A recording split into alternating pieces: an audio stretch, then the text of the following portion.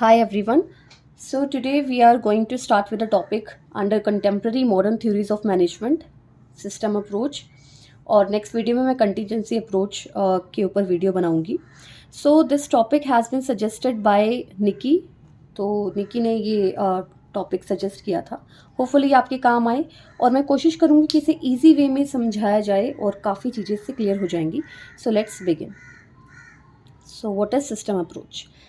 The system approach is based on the view that organization is a system and composed of several interrelated and interdependent components. ये meaning है system approach का. अब इसका मतलब क्या बनता है? सिस्टम अप्रोच कहता है कि ऑर्गेनाइजेशन एक सिस्टम है. तो जहाँ जहाँ सिस्टम की बात चल रही है इसका मतलब सिस्टम क्या है? ऑर्गेनाइजेशन है. एक ऑर्गेनाइजेशन को ही सिस्टम बोला जा रहा है. And composed of several inter related and interdependent components. अब ये कॉम्पोनेंट्स या फिर सब सिस्टम क्या है? वो है उसके डिपार्टमेंट्स. जैसे एक ऑर्गेनाइजेशन में प्रोडक्शन डिपार्टमेंट होता है, फाइनेंस है, मार्केटिंग है, रिसर्च है, एडवर्टाइजिंग है, ठीक है, प्रोक्योरमेंट डिपार्टमेंट है. तो ये सारे डिपार्टमेंट्स क्या है? डिफरेंट कंपोनेंट्स है और ये आपस में जुड़े हुए हैं और एक दूसरे पर डिपेंडेंट है. ठीक है, तो ये हो गया आपका मीनिंग सिस्टम अप्रोच. तो फीचर्स में क्या लिखेंगे अब इसमें? It means organization can be considered as a system. पहली बात जो हमने मीनिंग में दिखाई कि ऑर्गेनाइजेशन को ही सिस्टम बोला जा रहा है. एक पूरी फर्म एक सिस्टम है, एक पूरी बिजनेस यूनिट एक सिस्टम है. ये है सिस्टम अप्रोच. तो जहाँ जहाँ भी आप सिस्टम देखते हो उसका मतलब आप फर्म की बात कर रहे हो, ऑर्गेनाइजेशन की बात कर रहे हो.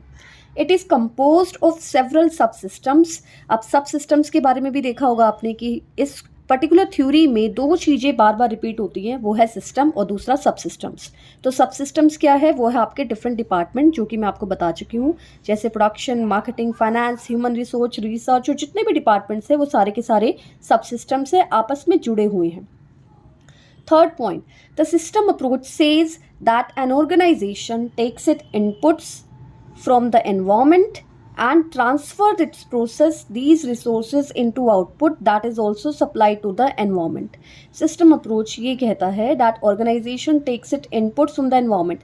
Environment से ही resources लिए जाते हैं, उन्हें process करके they are again supplied to the environment. तो आपने environment से ही कुछ चीज़ें लेकर बनाई और वापस environment में चली गई. तो ये इसका major component था. अब इसको explain कैसे किया गया है डायग्राम की हेल्प से, वो यहाँ पे शो हो रहा है. तो एक ऑर्गेनाइजेशन क्या करती है? इनपुट्स लेती है, उसे प्रोसेस करती है और उस इनपुट से क्या बनता है? आउटपुट क्रिएट होता है. ठीक है, और ये कहाँ से जा रहा है? एनवायरनमेंट से लिया गया है और वापस एनवायरनमेंट में ही चला जाएगा. तो ये इसका बेसिक डायग्राम है सिस्टम अप्रोच. इस डायग्राम के बिना तो आप उसे कर ही नहीं सकते. ठीक है, तो सिस्टम अप्रोच में ये डायग्राम मस्ट है, ये बनाना ही बनाना है. अब इनपुट्स में क्या क्या चीज़ें आती हैं? इनपुट्स में आता है आपका raw material, human resources, capital, technology, information, जो जो आपको चाहिए कोई भी चीज़ बनाने के लिए. ट्रांसफॉर्म उसे कैसे करेंगे? एम्प्लॉयज़ वर्क एक्टिविटीज़ के थ्रू, मैनेजमेंट एक्टिविटीज़ के थ्रू, टेक्नोलॉजी लगाकर, ऑपरेशन मॉडल बनाकर. और आउटपुट क्या होगी? आपने कुछ बनाया, प्रोडक्ट्स और सर्विसेज. आपने फॉर एग्जांपल आपकी फाइनेंशियल फर्म है तो फाइनेंशियल रिजल्ट्स आपने दिए, फाइनेंशियल परफॉर्मेंस दी, इन्फॉर्मेशन के थ्रू इन्फॉर्मेशन आपने सप्लाई की, ह्यूमन रिजल्ट्स. अब जो जितने रिजल्ट्स आप देखते हो, जितने भी ह्यूमन के थ्रू किए जाते हैं, वो सारे के सारे रिजल्ट्स होंगे आपके आउटपुट. जैसे इसमें एग्जांपल ले सकते हैं सर्विसेज. आप सर्विसेज प्रोवाइड करते हो. अब सर्विसेज कैसे प्रोवाइड करेंगे? By the human employees. तो जितना भी रिजल्ट निकलेगा वो आपका आउटपुट है. तो ये आपका एग्जांपल हो गया कि कैसे इनपुट्स और आउटपुट्स किस तरह से एनवायरनमेंट में लिए जाते हैं, कैसे प्रोसेस किए जाते हैं और वापस एनवायरनमेंट को दे दिए जाते हैं. आई होप यहाँ तक क्लियर हो गया होगा. Fourth point is there are two types of system. तो जब हम सिस्टम की बात करते हैं दो तरह के हैं ये. One is close system, second is open system. Close system नाम से ही पता चल रहा है, closed. Close systems that are not influenced by and do not interact with their environment. Environment से ना तो इन्फ्लुएंस होते हैं ना ही एनवायरनमेंट को इम्पैक्ट करते हैं. एनवायरनमेंट है क्या चीज़? एनवायरनमेंट है आपका एक्सटर्नल एनवायरनमेंट, जैसे government regulations, economic environment, social environment, technological environment. Sociological environment, ठीक है। तो ये सारे के सारे क्या है, एक्सटर्नल एनवायरनमेंट जो कंट्रोलेबल नहीं होते। और ओपन सिस्टम क्या है, open system continuously interact with the environment. तो आजकल की ऑर्गेनाइजेशन किस सिस्टम में आती है, क्लोज सिस्टम या ओपन सिस्टम? वो आएंगी ओपन सिस्टम में, क्योंकि उनके ऊपर एक्सटर्नल एनवायरनमेंट का पूरा पूरा इम्पैक्ट पड़ता है। आज की डेट में कोई ऐसी ऑर्गेनाइजेशन नहीं है जो क्लोज सिस्टम में काम करती है। हमारे ऊपर गवर्नमेंट रेगुलेशन का भी इफेक्ट पड़ता है किसी भी बिजनेस पर, टेक्नोलॉजी का इम्पैक्ट पड़ता है, ग्लोबल एनवायरनमेंट का इम्पैक्ट पड़ता है, ठीक है। कोविड-19 का कितना इम्पैक्ट पड़ा, वो क्यों पड़ा? Because our economy is an open system, ठीक है। नेक्स्ट पॉइंट फीचर्स में, an organization is an open and dynamic system. It is sensitive to its environment such as government policies, competition, technological advancement, etc. ये मैं just अभी बताया मैंने कि हमारी जो ऑर्गेनाइजेशंस है वो क्या है, डायनेमिक सिस्टम में है और ओपन है। Each system has a boundary that separate it's from its environment. Her system की एक बाउंड्री है जो उसे एक एनवायरनमेंट से अलग कर देती है। और वो बाउंड्री कैसी होती है? The boundary determines which parts are internal and which parts are external. तो हर ऑर्गेनाइजेशन के दो पार्ट्स होते हैं लिटरली, इंटरनल एंड एक्सटर्नल। तो वो उसकी बाउंड्री है जो दिखाती है कि ये एनवायरनमेंट से अलग है। इंटरनल एनवायरनमेंट पे क्या क्या चीज़ें आती है, जैसे आपकी कंपनी पॉलिसीज़ हो गई, एम्प्लॉयज़ हो गए, और आपके एक्सटर्नल में कौन कौन से होंगे, क्रेडिटर्स हो गए, कस्टमर्स, गवर्नमेंट रेगुलेशंस, ये सारे के सारे आपके एक्सटर्नल हो गए। Next point, each system derives its strength by association and interaction with sub system. बिल्कुल, हर ऑर्गेनाइजेशन की जो स्ट्रेंथ होती है वो किससे पता चलती है?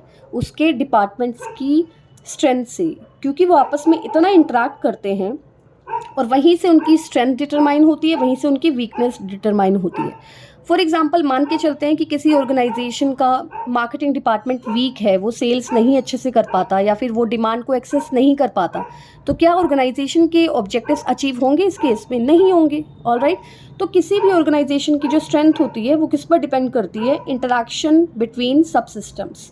उसी की वजह से हमारा क्या होता है, सिनर्जी इफेक्ट होता है। यानी कि सिर्फ एक के कंट्रीब्यूशन से जितना आउटपुट आएगा उससे कहीं ज़्यादा जब सब डिपार्टमेंट आपस में मिलकर काम करते हैं तो उसका सिनर्जी इफेक्ट आता है, ठीक है। तो कंट्रीब्यूटर्स कौन कौन से थे सिस्टम अप्रोच में? ये थे चेस्टर बर्नार्ड, सबसे पहले तो इन्होंने स्टार्ट की थी सिस्टम अप्रोच। 1938 में कॉन्सेप्ट आया था कोऑपरेटिव सिस्टम्स।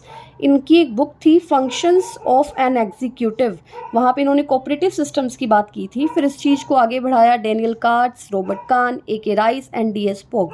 तो ये जो थ्योरिस्ट है वो इस सिस्टम अप्रोच के पीछे थे, ठीक है। तो चलिए अब नेक्स्ट देखते हैं, most important part, how system approach contribute to the understanding of managers. System approach के फ़ायदे ही क्या हैं, मैनेजर्स को क्या सीखने को मिलता है सिस्टम अप्रोच के थ्रू? सबसे पहले, this approach provides a framework to the managers that managers should coordinate work activities in various parts of the organization. सबसे पहले तो एक फ्रेमवर्क बना देता है कि आप एक ऑर्गेनाइजेशन के जितने भी पार्ट्स हैं, जितने भी डिपार्टमेंट है, उसमें कोऑर्डिनेशन लेके आइए, ठीक है। कोऑर्डिनेशन हार्मनी नहीं होगी तो ऑर्गेनाइजेशन अपने ऑब्जेक्टिव्स अचीव नहीं कर पाएगी।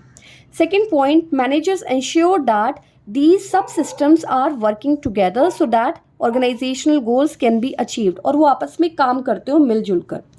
जैसे कि एग्जाम्पल क्या होगा अब इसका, the system approach recognises that no matter how efficient is the production department, the marketing department must anticipate the changes in demand, customer preferences, need and work with production department in creating products as per customer needs। तो मोटा मोटा क्या है, example बड़ा अच्छा था इसमें कि प्रोडक्शन डिपार्टमेंट चाहे आपका कितना भी एफिशिएंट हो, लेकिन अगर मार्केटिंग डिपार्टमेंट जितने भी मार्केट में चेंजेस हो रहे हैं डिमांड के या फिर कस्टमर प्रेफरेंसेस के, टेस्ट के, ठीक है, अगर उसकी इन्फॉर्मेशन वो प्रोडक्शन डिपार्टमेंट को नहीं देगा तो कहीं ना कहीं प्रोडक्शन डिपार्टमेंट कस्टमर के अकॉर्डिंग प्रोडक्ट नहीं बना पाएगा, ठीक है। तो इसलिए सारे डिपार्टमेंट को यहाँ मिलजुल कर काम करना पड़ेगा।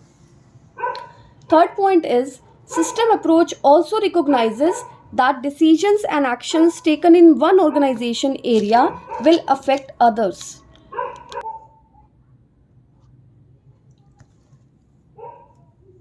तो सिस्टम अप्रोच क्या कह रहा है कि एक डिपार्टमेंट में जो भी आप डिसीजन लेते हो वो दूसरे ऑर्गेनाइजेशन को या दूसरे डिपार्टमेंट को अफेक्ट करता है। जैसे कि सेम पॉइंट हम यहाँ पे ले सकते हैं कि परचेजिंग डिपार्टमेंट अगर मान लो अच्छी क्वालिटी का और अच्छे से क्वांटिटी का ख्याल नहीं रखेगा और इन्फीरियर क्वालिटी बनाता जाएगा तो क्या मार्केटिंग डिपार्टमेंट उसकी एक ब्रांड वैल्यू क्रिएट कर पाएगा मार्केट में? ऑब्वियसली नहीं कर पाएगा, ठीक है। तो मार्केटिंग डिपार्टमेंट भी ट्रबल में आ जाएगा because of purchasing department had not considered the quality and quantity concept carefully. इसका मतलब कि सारे डिपार्टमेंट ऐसे जुड़े हुए हैं एक दूसरे के साथ, ऐसे वोवन है कि एक डिपार्टमेंट का डिसीजन दूसरे डिपार्टमेंट के डिसीजन को अफेक्ट करता है।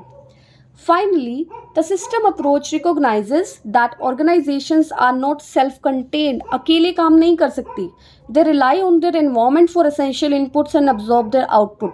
तो उनको inputs और output के लिए environment पर dependent रहना ही पड़ता है, क्योंकि जैसे कि हमने एक डायग्राम में देखा था that they used to take inputs from the environment, they supply the output to the environment by transformation process. ठीक है, एग्जाम्पल क्या हुआ इसका? A firm can not ignore government regulations, external environment को अवॉइड कर ही नहीं सकती। तो इसका कंक्लूजन क्या होगा यहाँ तक? A manager has to manage all the sub parts of the systems to achieve the organizational goals. तो उसे सब पार्ट्स यानी कि सब सिस्टम का मतलब डिपार्टमेंट्स और सिस्टम का मतलब ऑर्गेनाइजेशन। तो एक ऑर्गेनाइजेशन को चलाने के लिए उसके सब डिपार्टमेंट्स का ध्यान रखना पड़ेगा। जल्दी से इसकी लिमिटेशंस कर लेते हैं। लिमिटेशंस ऑफ सिस्टम अप्रोच, सबसे पहले थ्योरेटिकल अप्रोच थी, कोई प्रैक्टिकल सॉल्यूशन नहीं दिए गए। क्यों कह रहे हैं हम ये थ्योरेटिकल अप्रोच? क्योंकि जैसे आप साइंटिफिक मैनेजमेंट पढ़ते हो उसमें टेक्निक्स होती हैं, ठीक है, प्रिंसिपल्स दिए जाते हैं, साफ साफ बताया गया है कि मोशन स्टडी करो, डिवीजन ऑफ वर्क करो तो स्पेशलाइजेशन आएगा। यहाँ पे ऐसे कोई प्रैक्टिकल सॉल्यूशंस नहीं दिए गए। सेकेंड लिमिटेशन थी no standard set of principle थे ही नहीं कोई। Third, fails to provide a unified theory as can not applied on every organization. तो यहाँ पे क्या है कि यूनिफाइड थ्योरी की कमी है, हर ऑर्गेनाइजेशन पे आप ये थ्योरी नहीं लगा सकते। Fourth, doesn't specify the nature and interaction and interdependencies. अब ये तो बता रहे हैं कि इंटरेक्शन है सब सिस्टम्स में, सब सिस्टम्स का मतलब डिपार्टमेंट, कि सारे डिपार्टमेंट में इंटरेक्शन है, इंटरडिपेंडेंसीज है, एक दूसरे पर डिपेंड करते हैं, पर कितने हद तक डिपेंड करते हैं उसका कोई भी वेरिएशन यहाँ पे नहीं लिया गया। तो नेचर के बारे में कोई बात नहीं। Last, difficult to apply on large and complex organization. बड़ी ऑर्गेनाइजेशंस पे तो आप ये लगा ही नहीं पाओगे। क्यों नहीं लगा पाएंगे? क्योंकि ये कह रहा है कि सारे डिपार्टमेंट्स को आपको मिलकर सोचना है। हर बार जो भी डिसीजन होगा वो पूरे डिपार्टमेंट, सारे डिपार्टमेंट को अफेक्ट करेगा और ऑर्गेनाइजेशन के गोल्स अचीव नहीं हो पाएंगे अगर कुछ भी गड़बड़ हुई तो। लेकिन जहाँ ऑर्गेनाइजेशन इतने मल्टी लेवल स्केल पे काम कर रही है, उनका एक एक यूनिट इतना बड़ा है कि वहाँ पे आप सारे डिपार्टमेंट को एक साथ लाना बहुत मुश्किल है। तो हर डिपार्टमेंट की अपनी एक प्रॉब्लम है और उस प्रॉब्लम को सुलझाने के लिए उनकी खुद की एक यूनिट है। तो सिस्टम अप्रोच यहाँ पे काम नहीं कर पाएगी, क्योंकि आप इतनी बड़ी ऑर्गेनाइजेशन में जिसमें बहुत ही लोग ज़्यादा काम करते हैं वहाँ पे आप इकट्ठे लाना बहुत मुश्किल होगा। इसलिए लिखा है डिफ़िकल्ट टू अप्लाई। इम्पॉसिबल तो नहीं है, but yes it's very very difficult. तो ये थी आपकी सिस्टम अप्रोच। मोटी मोटी बातें याद रखिए। Organization is considered as a system, sub systems are there, sub systems are departments, और उनके बीच में क्या है? इंटरडिपेंडेंसी है, ठीक है। They are connected to each other, they are interacting with the environment, inputs and outputs by transformation process just go to the environment. तो environment का यहाँ पे इंपॉर्टेंट रोल है। तो that's it for today. I hope कि आपको ये काफ़ी क्लियर हो गया होगा सिस्टम अप्रोच। तो आप ये कहीं से भी कर सकते हैं, अगर आप इसे समझ के करेंगे तो आप ये अपने आप से भी बना पाएंगे। All right, thank you so much for watching. Thank you.